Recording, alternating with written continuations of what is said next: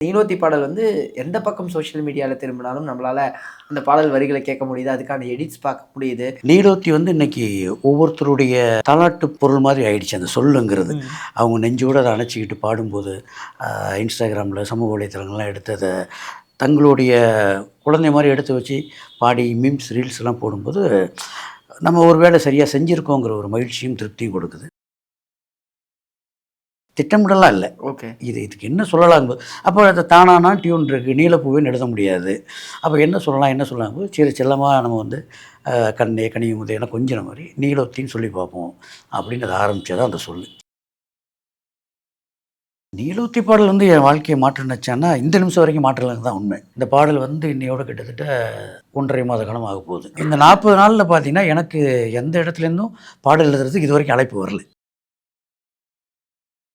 காற்றோடு பட்டம் போல எழுதி பாடல் எங்கெங்கேருந்தோ பாராட்டுகள் வருது. நிறைய பாராட்டுகள் வருது. ஆனா வந்து பாட்டு வரல. பாட்டு வந்தா பாராட்டுகள் செவியை நிறைக்கும்.